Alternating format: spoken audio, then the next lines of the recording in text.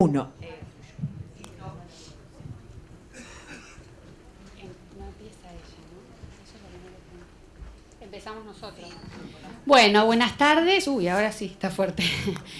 Quería agradecer en primer lugar al doctor Ariza, que es el presidente de la Federación Argentina de la Magistratura, y a la doctora Marcela Paz, presidenta del Colegio de Magistrados y Funcionarios.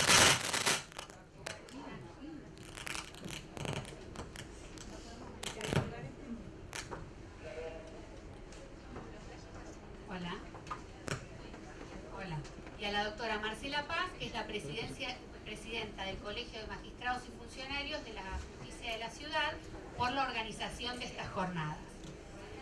Brevemente, para hacer la introducción a este panel, tengo que decir que la perspectiva de género ya está en la agenda pública de los tres poderes del Estado, pero queda muchísimo todavía por hacer, sobre todo en los poderes judiciales de nuestro país.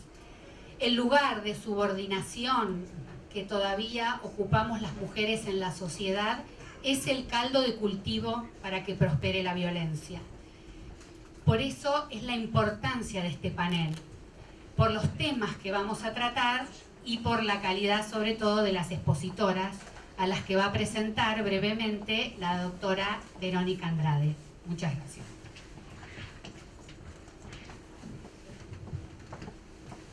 Hola, buenas tardes a todos. En principio hago propio los agradecimientos de Genoveva y en mi caso voy a presentar a las integrantes de este panel de excelencia. La primera expositora es María Fernanda Rodríguez, quien es egresada de la Universidad de Buenos Aires, de la Facultad de Derecho. Ha trabajado intensamente a cargo de la Oficina de Acceso a Justicia en el Ministerio Público de la Ciudad desde el año 2013 al 2015 y actualmente fue designada secretaria de Justicia del Ministerio de Justicia y Derechos Humanos de la Nación. También nos acompaña en esta oportunidad la doctora Ileana Arduino, también egresada de la Universidad de Buenos Aires, y actualmente se desempeña como prosecretaria letrada del Tribunal Superior de Justicia en la vocalía de la doctora Alicia Ruiz. En tercer lugar, quien está a mi derecha, es la doctora Susana Medina. Susana, está actualmente designada vicepresidenta del Tribunal Superior de Justicia de la provincia de Entre Ríos. Es también la presidenta de la Asociación de Mujeres Juezas, AMJA, y directora del Instituto de Capacitación y Perfeccionamiento Judicial, doctor Juan Bautista Alberdi. Por último, y quien se encuentra a la derecha de la doctora Susana Medina, se encuentra la doctora Estela Maris Martínez, quien es absolutamente conocida por todos nosotros y es la Defensora General de la Nación desde el mes de julio del año 2006. Este es un breve resumen de los antecedentes que las destacan y que hoy las hacen partícipes en este panel para poder abordar las cuestiones de perspectiva de género en el sistema judicial.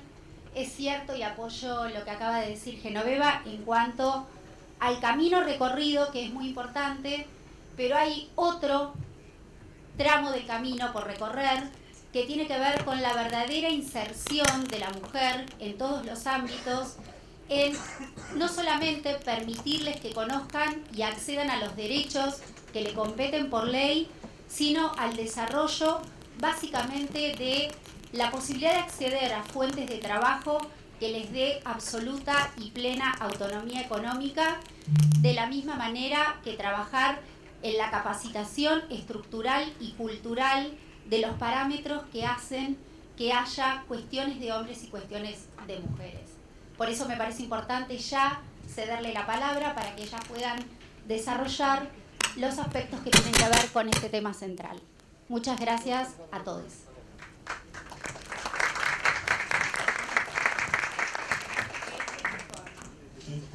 Bueno, vamos a tratar de que no ocurra, pero bueno, buenas tardes a todas y a todos. Un placer compartir este panel con quienes me acompañan, con la doctora Estela Martínez, con la doctora Susana Medina, con Iliana, con Genoveva y con Verónica. Son todas personas a las que conozco de hace mucho tiempo y con las que en algún momento o en alguna cuestión siempre hemos estado trabajando juntas, muy vinculadamente al tema de las mujeres. Yo, de alguna manera, tratar de, en estos minutitos que tenemos, reflexionar algunos temas, o poner en movimiento algunos temas, y contarles algunas iniciativas que en la oportunidad de poder estar en un cargo en el Ejecutivo hemos desarrollado desde el Ministerio de Justicia y Derechos Humanos de la Nación. De alguna manera esta reflexión tal vez empieza con lo que es el título de la exposición, que es hacerse las preguntas correctas y responderlas adecuadamente. Creo que la primera pregunta que debiéramos entrenarnos en poder hacernos es básicamente el destinatario del servicio, en este caso las mujeres, es qué quieren, qué esperan y qué reciben. Esto pone en centralidad la definición o la adecuación del servicio en orden a las necesidades del usuario de este servicio, que en este caso estamos hablando del segmento de las mujeres. La verdad que cuando nosotros asumimos la gestión, nos hicimos de alguna manera estas preguntas y tuvimos la suerte de contar con un informe muy interesante que había hecho la Defensoría General de la Nación, en el área todos conocen creo a Raquel Asensio y su trabajo en la Defensoría, un informe muy interesante que también tuve el gusto de poder participar en esa primera presentación, y ahí detectamos algunas cuestiones que eran importantes en ese estudio, que realmente recomiendo su lectura. Sobre un reclamo era: necesitamos la posibilidad de tener abogados gratuitos para las mujeres cuando enfrentamos estas situaciones. Requerimos evitar la fragmentación, no podemos estar yendo de un juzgado a otro, decisiones contradictorias, en lo que es la organización de la respuesta que se da en el sistema judicial, que está organizado, como bien sabemos, tradicionalmente con los fueros civil, penal, comercial, laboral. Y necesitamos también que efectivamente se controlen las medidas cautelares, es decir, que las órdenes que emanan de el Poder Judicial se cumplan.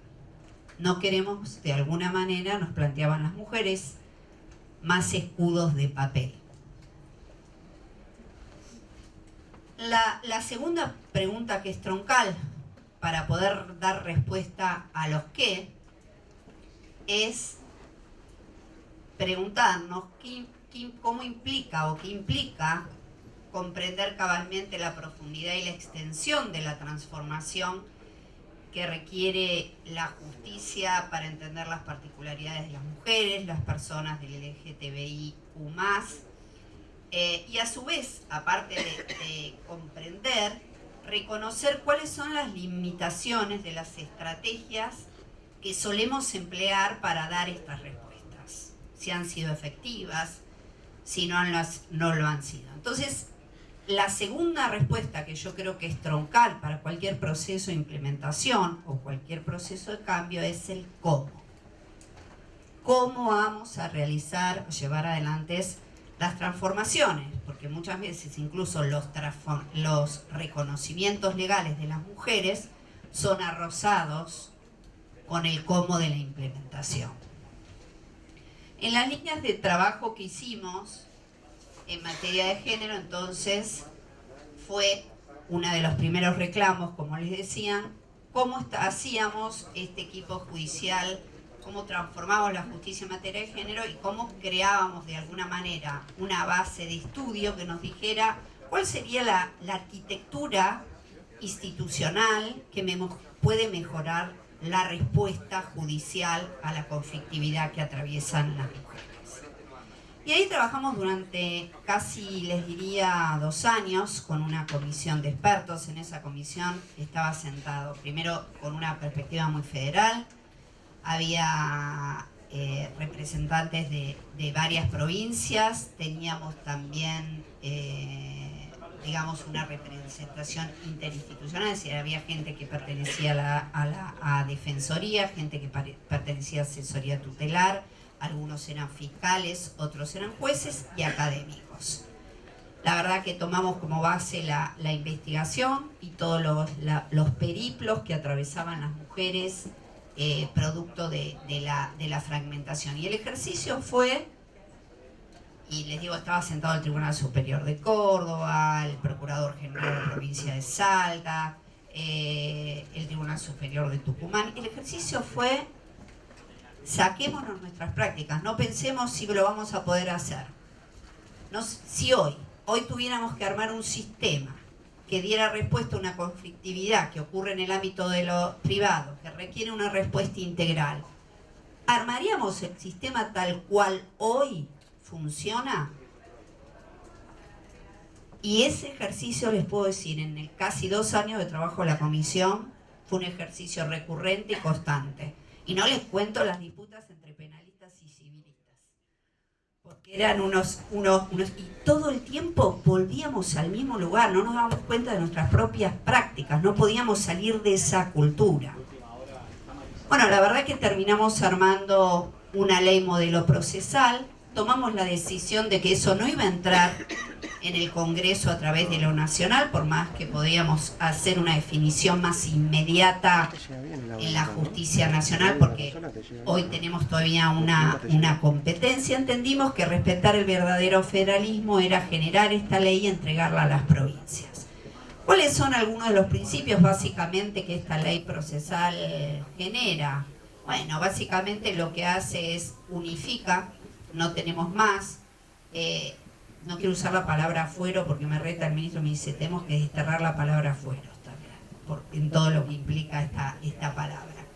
Pero la competencia no iba a estar fijada ya por la materia civil o penal, sino por el entorno de la violencia, evitando la fragmentación. El otro principio era la inmediatez y la oralidad, el conocimiento concentrado del juez, el esquema de aplicación de economías de escalas, y 3 grandes columnas, y lo relato así brevemente para no extenderme en la locución, que tenían que ver con un modelo de atención integral, el MAI, que ya se aplica en casi toda Latinoamérica. Muestra muy interesante puede ser ver el Polo Integral de la Mujer de Córdoba, que es como exponencialmente muestra la aplicación del MAI a la mejor luz. Posteriormente el Colegio de Jueces y una oficina que controla la ejecución de las sentencias. Entonces, lo que se hizo es una ley procesal que establecía ciertas especificidades y se apoyaba en los sistemas procesales civiles y penales de las provincias. Puedo darle, por ejemplo, alguna diferenciación. La fijación del juez natural, para entender en este caso, no estaría dada por el lugar del hecho, sino que estaría dada, en el caso de esta institucionalidad, en el lugar donde la mujer definitivamente va a trasladarse a vivir. Por ejemplo, si necesita salir de esa ciudad. Entonces, que si el hecho fue en Córdoba y ella debe irse para no pasar más una situación de hostigamiento o sometimiento a vivir a Villa María, otro lugar, el lugar donde va a tramitar su causa va a ser en aquel lugar donde vive. Otras cuestiones estuvieron también vinculadas, por darles algunas especificidades, a una innumerable cantidad de medidas, que no es que hoy no estén admitidas en la codificación, se podrían tomar, pero si nos conocemos un poquito, y hablo como alguien que perteneció del otro lado y no el ejecutivo, sabemos que lo que no está escrito nos cuesta un poquito. Entonces, hacer un listado muy extenso era, tal vez puede decir, bueno, no hace falta, pero era necesario, para que también era un tema que salía en el informe, la no estandarización de determinados tipos de medidas, para generar enfoques diferenciales. Bueno, ese trabajo se ha puesto a disposición de las provincias, Tucumán ya lo ha ingresado en proceso legislativo. Y hago estos señalamientos porque fíjense que este trabajo que tiene un resorte federal, no es que uno dice, bueno, lo hace el Ejecutivo Nacional y trabaja con las provincias que son afines a su posición de gobierno. Esto ha sido realmente un trabajo integral donde lo que ponemos sobre la mesa es la definición de tipos de políticas públicas que son necesarias para trabajar. Así que este proyecto, digamos, definición, las ponemos a disposición para todos aquellos que lo quieran poder ver y poder estudiar. La segunda cuestión dijimos era, las mujeres necesitan medidas cautelares que se cumplan. Y lo que hicimos entonces, tomando esta recomendación, fue trabajar una licitación para poder entregar a todas las provincias del país, esto es una competencia, como bien sabemos, ordinaria, los dispositivos electrónicos duales. ¿Qué implican los dispositivos electrónicos duales en medidas de control? Implican salir de lo que es el botón de pánico, entonces se descarga la carga del control de mi propia seguridad de la mujer hacia el centro de monitoreo, sacar a las mujeres de los esquemas de prisión domiciliaria, que informáticamente el sistema registre la violación de la medida, evitar horas hombres con audiencias donde estamos demostrando si violó o no la perimetral, o sea, hacer más eficiente la acreditación de la violación. Y a su vez implica un caso de negocios casi para las fuerzas de seguridad, porque no les puedo decir una consigna policial, son 4 hombres asignados de la fuerza A, está parado frente a la casa de la mujer. Si tuviéramos un esquema ahí de prisión preventiva, los costos que tiene tener una persona y la digamos, población que ya hoy tenemos. Y aparte, efectivamente, les digo, de 600 dispositivos que ya nos explicamos, 18 provincias ya tienen estos centros de monitoreo, porque fue un trabajo conjunto, porque la respuesta la da la provincia. Nosotros lo que pagamos fue la tecnología. De 600 aplicaciones, solo tuvimos 60 intenciones voluntarias de romper la medida y 0 agresión a las mujeres. Lo cual muestra la eficiencia del modelo que estamos aplicando y cómo es de disuasivo. Porque ustedes imagínense lo que es moverse y que alguien le diga, ¿usted qué está haciendo? ¿Sabe que se está dirigiendo al perímetro que no tiene permitido? Ya ni va. Se le va de la cabeza. Y aparte, genera esquemas de protección sobre áreas dinámicas. En los pueblos chicos, doy el ejemplo, por ejemplo, en Ushuaia, uno va al centro donde transcurre la vida de esa comunidad, donde está el hospital, donde está el médico, donde está la escuela, en una determinada cantidad de cuadras. Uno no le puede restringir al presunto agresor toda esa dimensión. Bueno, hemos avanzado con esto porque no restringe, pero permite disparar un móvil, permite hablar con la víctima y decirle, mire que en el sector que usted está acercándose. Entonces, armamos programas de mitigación de riesgos que mejoran el esquema de la protección. Y la tercera cuestión era poner en proceso de implementación la 27210, que era generar un cuerpo de abogados en todo el país. Yo puedo decirles que de todas las cosas que tuve que enfrentar en la gestión fue la que más me desveló, porque no es fácil, porque es una ley que prácticamente generaba el Ministerio Público de la querella, por decirlo de alguna manera. Quiero decirles que para mí era hasta disparatada que esta competencia la tuviéramos nosotros en Nación, siendo una competencia provincial. Pero bueno, esta fue la voluntad de los legisladores, este fue el reclamo de una menos y hemos trabajado eso buscando algunos principios de organización. Trabajar con la comunidad de los abogados, generamos registros de aspirantes en todos los colegios, hicimos junto con la Asociación de Mujeres Juezas y con la colaboración de una mesa de expertas, el curso de transformación actitudinal en género. ¿Me quedan 5? 5, perfecto. ese curso, por ejemplo, implicó trabajar una dimensión de aprendizaje desde una perspectiva feminista, donde la experiencia es valorada y el error que comete el abogado cuando va buscando la solución del caso y la capacidad de rectificar su accionar de alguna manera es valorado como proceso de aprendizaje, y donde tratamos de evaluar no conocimiento teórico, porque es fácil aprender Belén do Pará, CEDAW, las resoluciones, sino el conocimiento aplicado, la habilidad.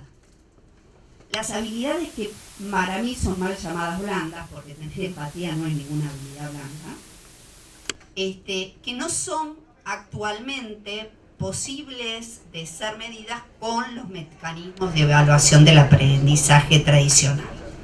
Bueno, ese es un curso, no voy a hablar de ese curso porque me llevaría los 15 minutos a hablar del curso y lo que ha significado en la transformación como método pedagógico de aprendizaje, pero que nos ha valido muchos reconocimientos.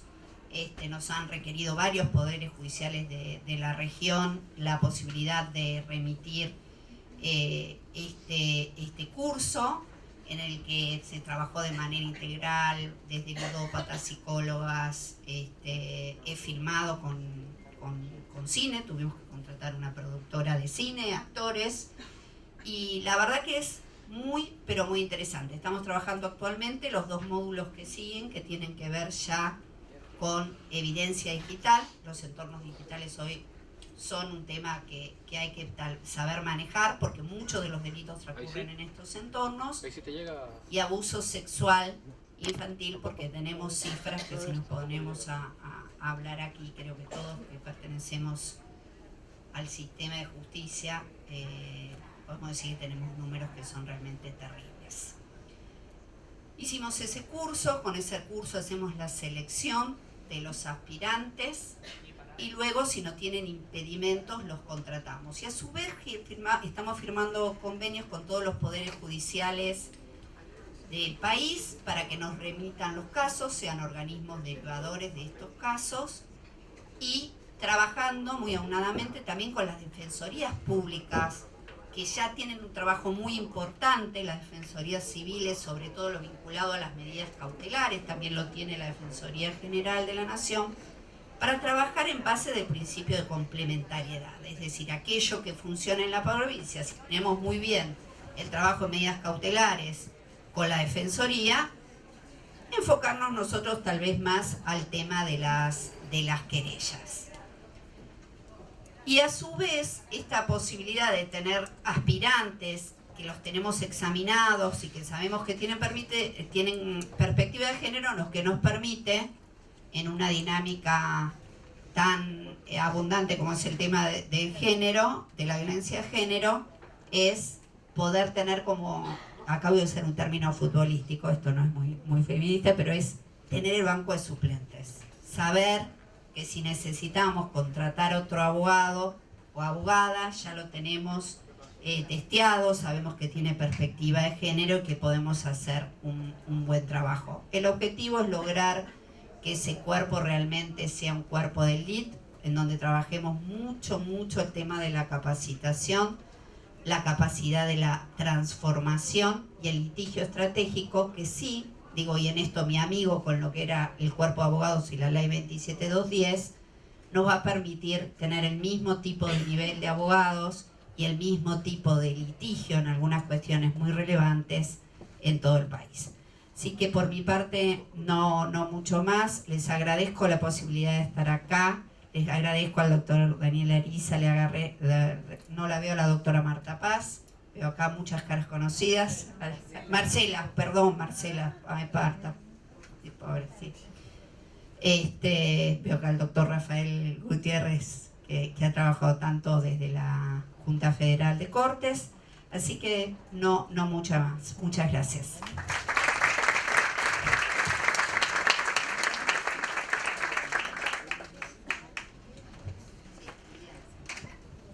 Bueno, buenas tardes a todos, todas, todes. Me sumo a los agradecimientos para no consumir más tiempo, en particular a la FAMI, al Colegio de Magistrados la ciudad. Bueno, y a ustedes, por supuesto, por la escucha. Un poco retomando alguna de las cosas que decía Fernanda al principio. No es de la comodidad del Poder Ejecutivo, sino desde la comodidad de la reflexión más académica o más de la investigación, que ciertamente es mucho más cómodo que el Ejecutivo.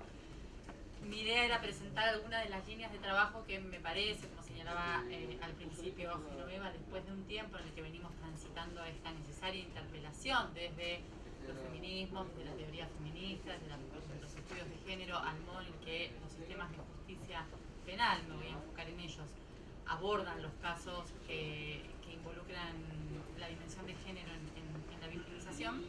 Me parece que podríamos identificar dos grandes universos de temas o de áreas que requerirían un abordaje similar al que Fernanda planteaba, ¿no? Saber qué preguntas, qué cosas queremos resolver para pensar cuáles son las respuestas que estamos necesitando, porque en general pareciera que transitamos de una manera bastante maniquea, digamos, distintas líneas de intervención en relación, me voy a referir específicamente a el uso de salidas alternativas en estos casos, quedamos entrampados o entallados en sí o no, sin mucho matiz en el modo de abordar, y después lidiamos con una realidad que es particularmente heterogénea, que tiene que administrar solo por la ley 26485 una diversidad de violencias que no necesariamente colocan a las personas en las mismas condiciones de subordinación, que la subordinación no es una cosa abstracta, sino que es situada, que está atravesada por un montón de circunstancias. Entonces muchas veces estos esquemas, sobre todo normativos, muy estimulados a partir del precedente Góngora de la Corte, de ninguna manera salidas alternativas o cualquier salida sin ningún tipo de consideración sobre la base del conflicto, terminan siendo en todo caso respuestas según el clima de época o la fuerza que entre uno y otro extremo de género o garantismo, a mi juicio, falsamente planteado como tensión, porque hay una obligación constitucional de articular esas dos perspectivas. Entonces solo se transforma en una especie de clima de época en el que de un modo u otro los sistemas se movilizan hacia un lado o el otro, sobre todo en la práctica interpretativa. Eso suele tener muy pocos impactos en la calidad de vida de las mujeres que acceden, en definitiva, al servicio de justicia. Y el otro universo está ligado a los impactos y las implicancias en términos de valoraciones probatorias, de reconocimiento de qué es lo que vamos a considerar con estatus probatorio en el marco de los procesos penales, y sobre todo los modos de construcción de las decisiones penales, ¿no? Hay muchas veces un esfuerzo muy grande, tengo algunas referencias específicas, pero con independencia de las decisiones a las que podamos referirnos, por marcar, digamos, la importancia de no fallar, de no tomar decisiones apoyadas en estereotipos, porque eso en términos de discriminación y demás compromete un conjunto de normas internacionales e interpretaciones, pero específicamente, y esto es en general ignorado y sobre todo desconocido, la Convención de Belén do Pará establece que tenemos derecho a una vida libre de estereotipos, a ser juzgados sin estereotipos. Y en general, ese uso del estereotipo no es solo un problema de prejuicio que violenta normas de discriminación, sino que en sí mismo tiene una protección de garantía que no está siendo una protección de tutela judicial efectiva, porque estamos hablando de víctimas, que no está siendo en general respetada en los modos de valoración que ignoran completamente esta perspectiva. Esta especie de posición maniquea en el campo del derecho probatorio o en el campo de la argumentación judicial se plantea, en mi opinión, en dos extremos, ¿no? O una utilización demagógica de instrumentos de protección específicos para mujeres que confunde amplitud probatoria con flexibilización del sistema de garantías, o una ignorancia completa, en todos los sentidos posibles de la palabra ignorancia, de la dimensión de género involucrada en el conflicto, que da por tierra con todo el otro conjunto de obligaciones. Me parece que quizás la utilización de la expresión amplitud o flexibilidad haya, digamos, prohijado la incursión en algunos equívocos respecto de qué es lo que eso significa, y me parece que está más en línea con lo que Fernanda planteaba como una segunda pregunta, es qué tipo de transformaciones van a necesitar nuestros sistemas de justicia y los modos de construcción de las decisiones que ahí se toman para tomarse muy en serio esta interpelación de que cosas que a veces no podemos ni ver en los términos en los que están siendo redefinidas como violentas, han sido ancestralmente subrayadas como no violentas, visibilizadas con auxilio de los sistemas de justicia, ¿no? Lo que en principio interesa desde el punto de vista de la perspectiva de género es, voy a dejar a un lado las demandas que tienen que ver con la inflación punitiva. En los lugares donde yo trabajo nos inscribimos en las líneas de no hay nada de garantización en la pura demagogia punitiva, en la pura creación de tipos penales, en la pura restricción de acceso a derechos, no hay nada de protección a las víctimas en el ensañamiento punitivo con las víctimas. Dejando de lado esos casos, lo sí es cierto y es objeto de preocupación son las demandas de eficacia respecto de conductas que son delitos, pero que precisamente cuando la dimensión de género está involucrada, los sistemas de justicia penal han tendido a responder ignorando esa dimensión dañosa, ni más ni menos que con sesgos de tipo sexista, misógino, toda la jurisprudencia amplísima o incluso las prácticas informales de desterrar del ámbito de los sistemas de justicia los delitos de lesiones interpersonales o aplicar cuando el hecho involucra a personas que tienen un vínculo interpersonal o aplicar acríticamente la doctrina histórica, la jurisprudencia, histórica que sostiene que las amenazas vertidas en contextos de fragor de la discusión entre personas conocidas vuelve atípico el hecho, justamente en estos casos todas las características de unidad de género indican que ahí reside la mayor dañosidad de esta conducta que en sí misma, realmente considerada en un código penal, puede ser de bagatela, pero que político-criminalmente debe ser reconsiderada en términos de la prioridad que ocupan en las agencias de persecución.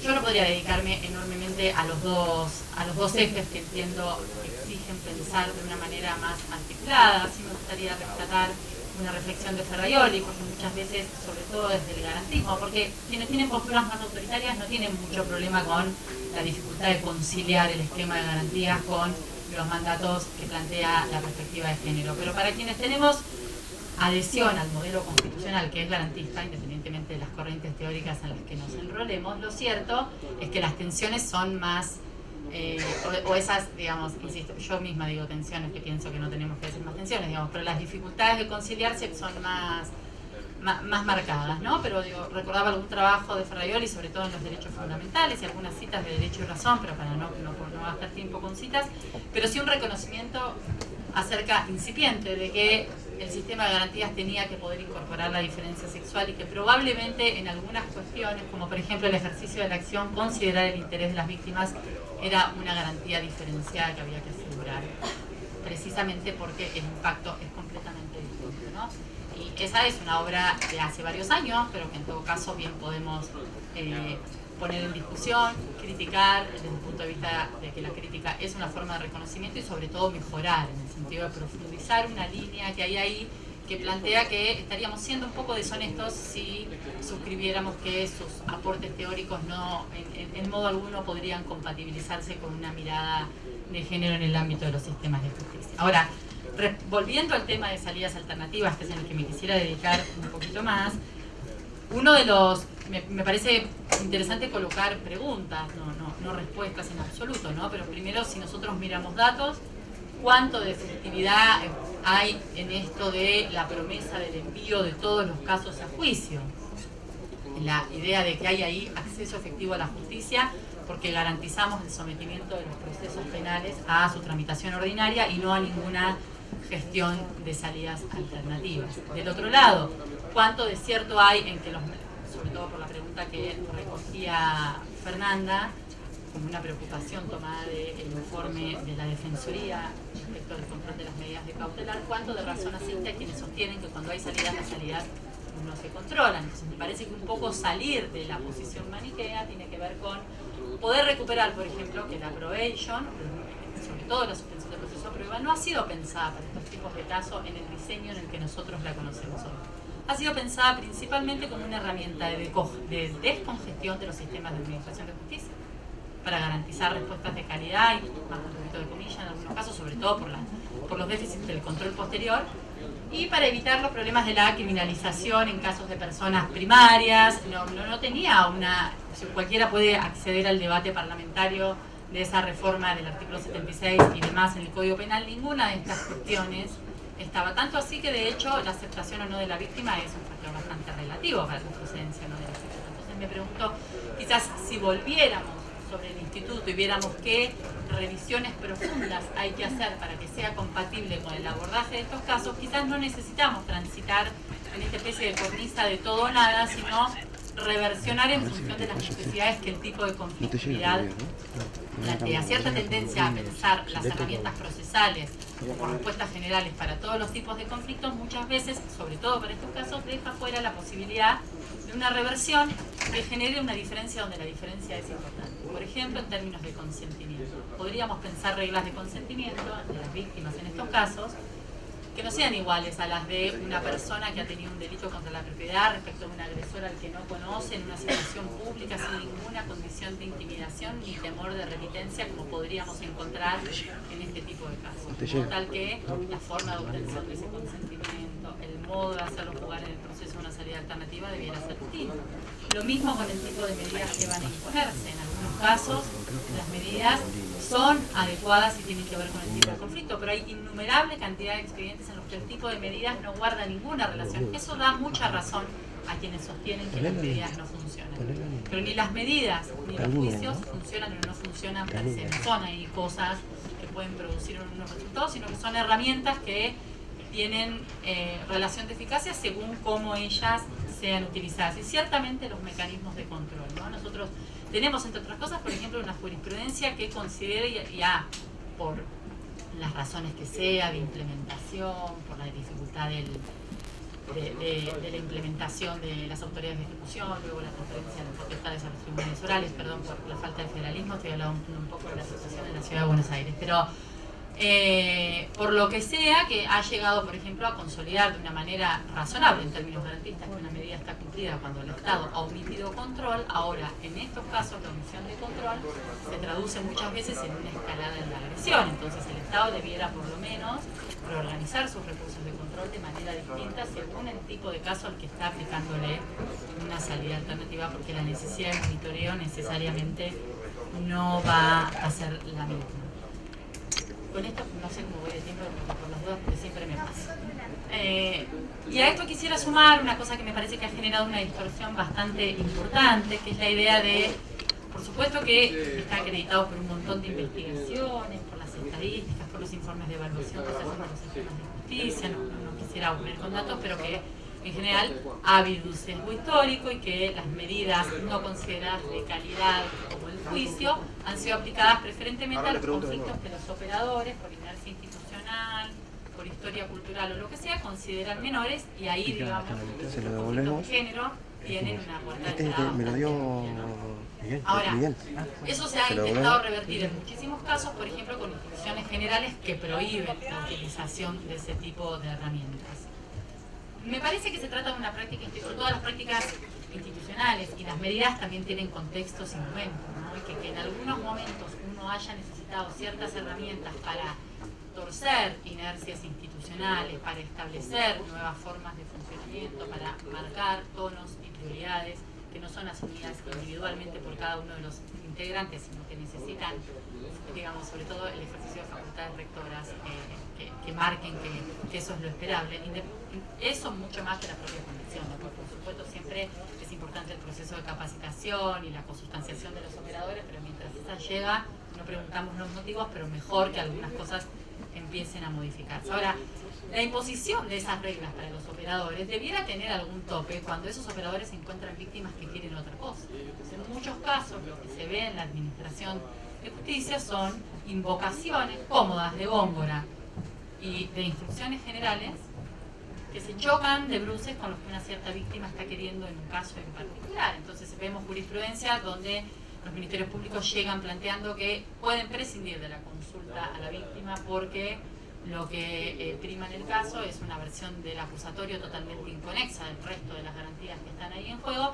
Entonces la pregunta que quisiera colocar en relación a esto es si nosotros podemos afirmar que hay tutela judicial efectiva sin escucha. Porque probablemente haya casos en los que yo tenga divergencia entre el interés público de sostener la acusación en un caso y lo que una víctima me está diciendo y tenga que trabajarlo con la complejidad que esa divergencia de interés me plantea. Si esa divergencia es constante y soy un operador público, probablemente me tenga que preguntar qué es lo que no está funcionando de mi intervención, porque en principio si mi trabajo es bueno, y una de mis funciones es representar intereses de las víctimas, no tendría que lidiar todo el tiempo con ese nivel de contradicción. Esto además es muy frustrante para quien está tratando de sostener un caso y hacer su trabajo bien. Entonces poder recalcular esa regulación institucional que está muy bien para evitar que esas inercias conduzcan a que el sistema de justicia provea un tipo de respuesta estandarizada precisamente porque desvaloriza el tipo de conflicto, no es lo mismo que tener esas reglas y advertir que en algunas circunstancias el tipo de conflicto amerita perfectamente salidas conciliatorias. Por ejemplo, por poner un ejemplo de la jurisdicción, los casos de incumplimiento de deberes de asistencia familiar. Se ha extendido la prohibición en el uso de mecanismos alternativos para ese delito en casos donde las personas no tienen otros elementos de violencia. Es indiscutible que hay violencia doméstica, pero hay muchos problemas de bien jurídico, ¿no? En principio no es un delito de género. Pero, sin embargo, esa instrucción general que impide la aplicación de este tipo de salidas, se ve en los expedientes, se está dando un poco de bruces con qué quieren las personas que han ido a presentar una denuncia cuando denuncian por incumplimiento de deberes. Es lo mismo que una persona que está sometida a un contexto de amenazas agravadas por el uso de armas, que un incumplimiento de una cuota, para pensar, por ejemplo, en las posibilidades, en las habilidades o en las capacidades de negociación. Yo sé que esto está muy consolidado, incluso en la doctrina internacional de los derechos humanos de las mujeres, MESEV y demás, las últimas observaciones de CEDAW. Con todo el respeto del mundo, a mí me parece que esas líneas que estandarizan en el sentido maniqueo de o todo o nada, en definitiva son muy, ¿cómo decirlo?, muy tolerantes incluso con las prácticas ineficaces. Porque quien no tiene que ocuparse de sostener un juicio porque el caso está en condiciones de ser sometido a juicio, quien pueda ampararse en que total manda a juicio porque después el de la otra instancia verá a conciencia y a sabiendas de que esa víctima no quiere, no va a ir, ya no le interesa. El caso llegó un par de años después y esto solo le trae una complicación, no lo percibe como justicia. Tiene un costo bajo en sostener estos criterios en apariencia tan férreos y tan duros. Sus compañeros en los lugares donde los ministerios públicos todavía tengan organizaciones reflejas y jerárquicas van a verse en problemas para sostener los casos y en general se suele resolver con la expulsión del caso en la etapa del juicio sin que nadie se entere, sin que de verdad haya habido un tipo de intervención con el que con buena fe creemos pudo haber tenido en mente la Corte cuando propuso. Así que mi interés era solamente el de plantear algunas preguntas respecto de la conveniencia o no de transitar estos debates inscribiéndonos en términos absolutos. Gracias.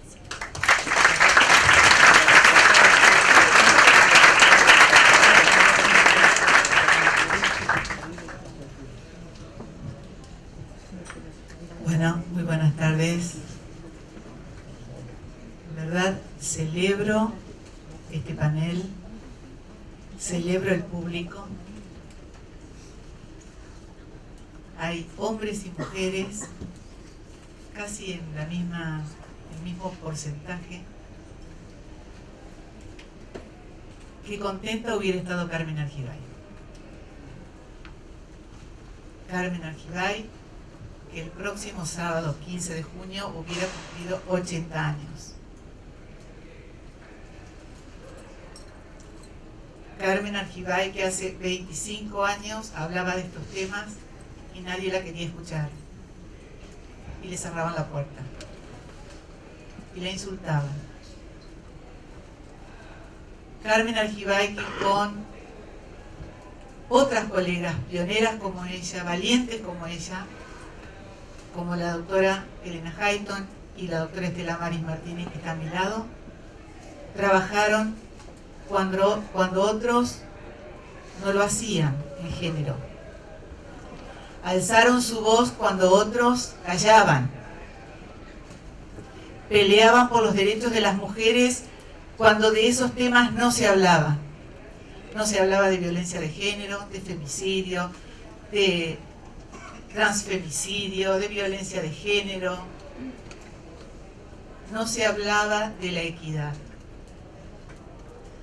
Y yo escuchaba con atención a Fernanda con todo lo que ha hecho desde la Secretaría de Justicia de la Nación, desde el Poder Administrador a nivel federal, y que hemos trabajado juntas en ese programa maravilloso de transformación actitudinal en género. Y le escuchaba también a Ileana Arduino desde la academia, las reflexiones, las profundas reflexiones que ha hecho. Y digo, ¿cuánto tiempo ha pasado? ¿Cuánto hemos hecho? ¿Cuánto se ha logrado? Pero sin embargo, ¿cuánto más nos falta por hacer? Si uno mira hacia atrás, puede recordar allá en el tiempo, en el primer diario argentino, el Telégrafo Mercantil, que se creó a instancias de Belgrano en 1801, cuando apareció una nota de una lectora anónima que decía: señor director, ¿por qué las mujeres de su patria no podemos trabajar en las mismas tareas que usted? Y 20 años más tarde, cuando aparece la aljaba de Petrona Rosende de Sierra, hacía la misma reflexión e interpelaba a las mujeres de la siguiente manera: ¿hasta cuándo se verá el sexo femenino sumido en la oscuridad en la que lo encerró el sistema opresivo de los que le negaban los conocimientos más sencillos? Ese periódico tuvo solamente 18 números, a los 2 meses lo cerraron. Era el gobierno del restaurador de las leyes, don Juan Manuel de Rosas. Después vino el primer periódico feminista y comenzó el movimiento feminista nacional con nombres como Petrona Eile, Juana Manso, Carolina Musili, hasta que llegó el año que promulgaron la ley que le otorgaron el voto femenino a las mujeres. Y se escucha a Eva Duarte decir en ese programa radial tan famoso: este es el resultado, hermanas mías, de una lucha incansable de muchas mujeres, donde hubo avances y retrocesos, luces y sombras, marchas y contramarchas. Y llegamos a la actualidad, y a pesar de todos estos esfuerzos que se hacen desde la academia y desde lo institucional y desde las ONG como las nuestras, en este momento se está jugando el Campeonato Mundial de Fútbol Femenino, ¿no? Y Fernanda me dio el pie cuando dice el banco de suplentes. Fíjense, Amelia Solo, una de las estrellas futbolísticas de Estados Unidos más famosas, dijo hace muy poco: nosotras somos las mejores del mundo. Tenemos 3 copas mundiales, 4 campeonatos olímpicos. Sin embargo, nos pagan menos. No las consideran iguales que los hombres. Hay una brecha entre las deportistas en la actualidad, como en tantos otros lugares, como pueden ser las artistas de cine, del 40%. En el año 2014, en el campeonato anterior, 26 millones y medio de estadounidenses vieron la Copa Mundial de Hombres. En paralelo, más de 760 millones de personas vieron la Copa Mundial Femenina, junto con 86 millones de espectadores online. Sin embargo, recién hace 3 años, la FIFA incorporó a la primera mujer en su comité directivo. Y el señor presidente de la FIFA, cuando la presenta, dice: digan algo, señoras. Siempre están hablando desde casa. Ahora pueden decir algo también desde acá. Lo que el señor presidente de la FIFA omitió decir, es que ese comité ejecutivo tenía 209 miembros y una mujer. No podemos hablar de equidad de género en estas condiciones. Según la Organización Internacional del Trabajo, la brecha salarial no solo existe en el deporte, sino en todos los ámbitos. Y si bien se redujo en los últimos 50 años, las mujeres ganan en promedio en el mundo un 25% menos que los hombres. Según el Foro Económico Mundial, en las últimas 2 décadas, la tendencia a disminuir la brecha salarial de género perdió el impulso inicial y de seguir al ritmo actual, el pronóstico es que las diferencias en el mundo laboral de hombres y mujeres podrían desaparecer completamente recién dentro de 217 años. Las señoras podemos quedarnos tranquilas. En 1969, el hombre llegó a la Luna y la NASA se propone tener una misión en Marte en el año 2030. Una economista feminista, la doctora D'Alessandro de Misiones, que vive en Estados Unidos, se pregunta: ¿estamos más cerca de la utopía futurista de colonizar otro planeta que de un mundo igualitario entre hombres y mujeres? Fíjense cuánto hemos hecho. Las colegas lo han reseñado de manera brillante. Pero cuánto nos falta por hacer. Y Carmen Argibay decía, la clave está en la educación. Educar para transformar. Educar para la igualdad. Educar para la libertad. De eso se trata. Y quienes ejercemos el poder, y los jueces y juezas ejercemos una cuota importante de poder, y lo sabemos, tenemos un doble compromiso, una doble responsabilidad, por nosotros y por los demás, de transformar, de educar a través de nuestras sentencias, de capacitarnos. Tenemos la obligación de capacitarnos en toda esta legislación que las colegas han reseñado. Tenemos una importante legislación a nivel internacional y nacional en materia de género. Por eso la capacitación se impone. La capacitación es una valiosa herramienta de crecimiento individual, pero también de fortalecimiento institucional. Y si queremos una república con un poder judicial independiente, eficaz, eficiente, cercano a la gente y con perspectiva de género, se impone la capacitación. Y vaya mi homenaje a Carmen Argibay. Muchas gracias.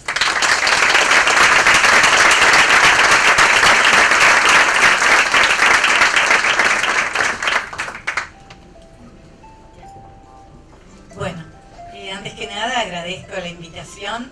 Estoy obviamente muy contenta de poder hablar ante todos ustedes. Voy a tratar infructuosamente de realizar el milagro de reducir en 15 minutos el desafío de hablar de la perspectiva de género en la justicia. Efectivamente es un tema muy difícil y un tema al cual hay que volver un poquito a dónde estamos parados. No podemos negar que hemos avanzado mucho. No podemos negar que ahora se conocen y se valoran en su justa medida problemas graves de las mujeres. No podemos negar que ahora todo el mundo asume la gravedad de la violencia de género. Es muy difícil mirar para otro lado. Ya los diarios no hablan de los crímenes pasionales, sino que hablan de los femicidios. Y todos los días, todas las semanas, no todos los días, gracias a Dios, nos estamos encontrando en los últimos tiempos con que el diario relata un femicidio. Hoy, sin ir más lejos, el diario cuenta el caso de una mujer víctima de violencia de género que había denunciado la violencia de género y que fue asesinada por su expareja, que luego se suicidó. Tenemos un nivel de femicidios en lo que va del año terrorífico. Es decir, el problema existe, es grave, y simplemente ahora lo que hemos logrado, sin descontar los esfuerzos que hace todo el mundo por luchar contra este problema, es visibilizarlo, que es mucho, pero estamos en etapa de visibilización todavía. Falta mucho para que podamos decir hemos logrado un nivel de prevención exitoso. Yo les voy a contar los distintos trabajos que está haciendo el Ministerio Público de la Defensa en esta área, pero además lo que les quiero explicar, por qué nosotros nos sentimos desde el primer momento obligados a trabajar en temas de género. Más allá de mi profunda convicción en esta temática, que obviamente se la debo a la formación de Carmen Argibay, también está relacionado con el rol que tienen los defensores oficiales, rol reconocido por la Organización de Estados Americanos. Nosotros somos individualizados como operadores de derechos humanos en el sistema de administración de justicia. Al ser operadores de derechos humanos, nos ocupamos obviamente de los derechos humanos de los migrantes, de los niños, de los privados de libertad, pero también de los derechos humanos de las mujeres. Y en este aspecto no podemos trabajar en un tema. Tenemos muchísimos temas que abordar. Nuestra primera obligación como defensores es plantearle a los jueces, que son los que van a dictar sentencia, los que van a decir el derecho, las convenciones, los pactos y la mirada de género. Es decir, tenemos que aportar al litigio la perspectiva de género. Más allá de la formación que tenga el juez, de la capacitación que tenga el fiscal, nosotros en muchos casos somos quienes aportamos la perspectiva de género. Pero además de esto, tenemos que trabajar en distintos rubros y en nuestra institución, en el Ministerio Público de la Defensa, y yo creo que en todas las instituciones de poder, la mirada de género debe ser transversal. No hay un problema vinculado con género. No es solamente lo que trabajan los jueces civiles, los jueces de familia, los jueces penales. Hay innumerables temas que tienen que ver con la problemática de género, con los derechos de la mujer. En la institución, ya desde el año 2008, la capacitación en género es obligatoria. Ahora por la ley Micaela en todos lados debe ser obligatoria. Nosotros desde el año 2008 tenemos la capacitación obligatoria en género para todos los integrantes del Ministerio Público de la Defensa. Para todos, para los defensores, pero también para todos los empleados, aún los de las categorías más bajas. Pero además de eso, tenemos una comisión de género que en realidad opera como un observatorio de género, que ha hecho informes muy importantes, algunos fueron mencionados aquí, pero también hace muy poquito ha hecho un importantísimo informe sobre la violencia obstétrica, la violencia de género obstétrica que se da con las mujeres privadas de libertad. En este momento, la Comisión de Género está trabajando con el programa Eurosocial, que es un consorcio europeo de financiación, y estamos elaborando un protocolo sobre cómo se debe defender con perspectiva de género, cómo se debe defender en el ámbito penal. Porque nosotros, muchas veces, todos los que hemos sido defensores, cuando tenemos que ejercer la defensa, quizás nos faltan elementos y caemos en la defensa que pasa por descalificar a la víctima. Por ejemplo, no puede haber habido una violación, y esto aunque no lo crean, todavía se escucha, porque la señora tenía costumbres ligeras. Ella favorecía la situación. Este tipo de situaciones que todavía se dan implican una falta de formación de los operadores.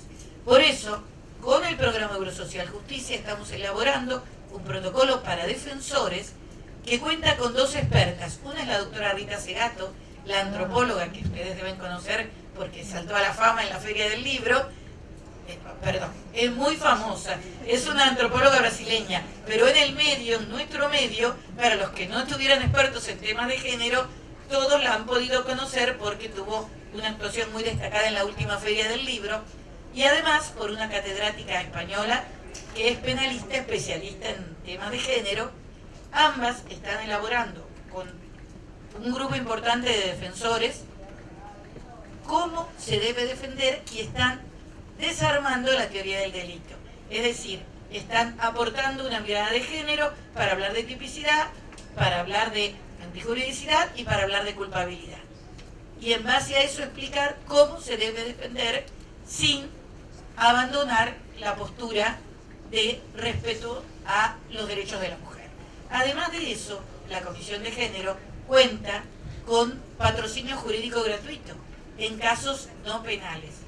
Esto que ahora también están realizando desde el Ministerio de Justicia, la defensa, el Ministerio Público de la Defensa lo realiza desde hace más de 6 años y fue la primera institución que, basándose en la ley integral, inició el patrocinio jurídico gratuito para toda víctima de género.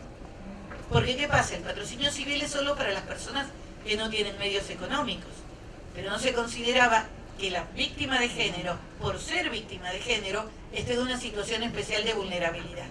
Entonces, a toda mujer víctima de género, en los 2 consultorios que están cerca de tribunales, en la zona de tribunales, en la ciudad de Buenos Aires, más otro consultorio que está en la Oficina de Violencia a la Víctima, y 5 lugares de consulta que funcionan en 5 centros de acceso a la justicia en barrios carenciados, se reciben consultas y se hace patrocinio jurídico en temas civiles a las mujeres víctimas de violencia de género. Víctimas de todo tipo de violencia de género, no solo de violencia física, también de violencia económica, de cualquier tipo de violencia de género se les otorga patrocinio jurídico. A ello también se suma que si la mujer desea, porque existe una causa penal, querellar, se le otorga el patrocinio jurídico de otro programa que trabaja con violencia institucional y violencia de género. Se le da patrocinio jurídico a la mujer si desea presentarse como querellante. Esto también ha sido un trabajo muy importante porque además en todos estos aspectos lo que se hace es respetar de manera absolutamente férrea la voluntad de la víctima, empoderar a la víctima, darle a la víctima el lugar que tiene que tener y que durante mucho tiempo el derecho penal y las instituciones de administración de justicia le negaron.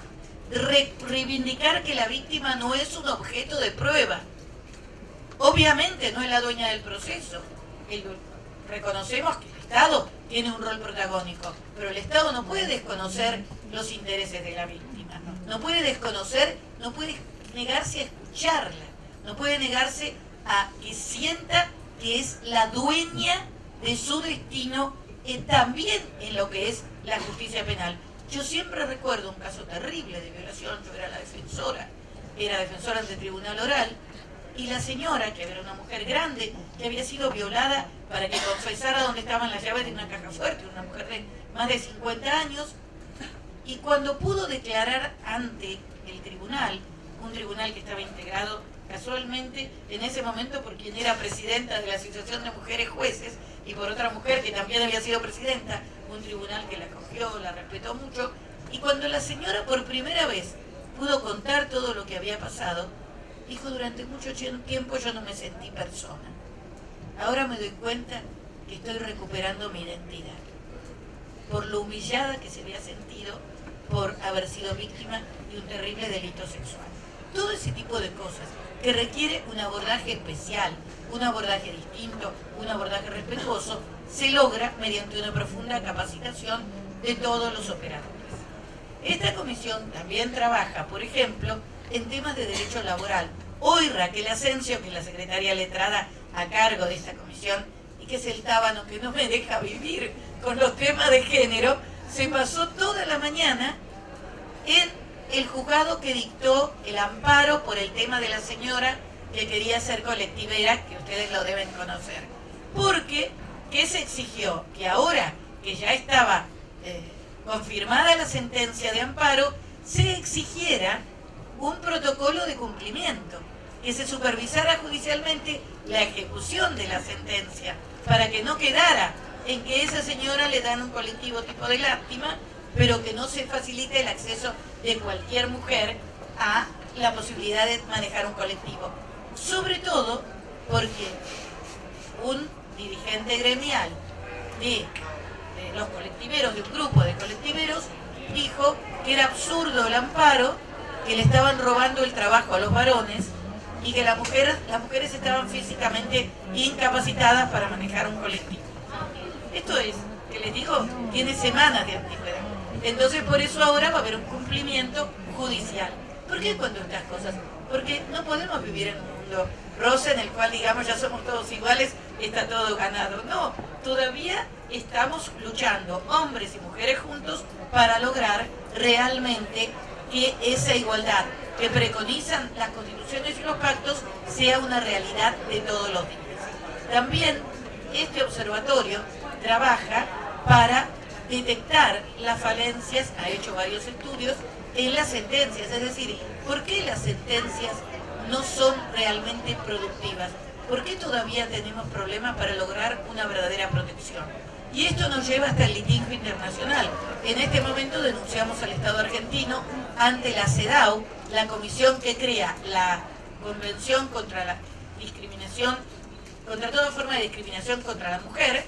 Esa convención crea un órgano y ante ese órgano hemos denunciado al Estado por una causa que ustedes deben recordar, porque fue un hecho muy fuerte, una tentativa de femicidio que un señor con un cuchillo atacó a la mujer, que esto pasó hace bastante poco tiempo, y eran casos donde había una denuncia, donde estaba perfectamente acreditado que la señora tenía debía tener una protección especial y sin embargo la prevención fracasó.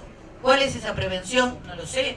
Yo coincido con la doctora Ileana Arduino de que no es cuestión de simplemente pedir más punición, pero lo cierto es que hay casos donde no se detecta debidamente el peligro o debidamente detectado no se asume cuál es la medida correcta a tomar con el agresor.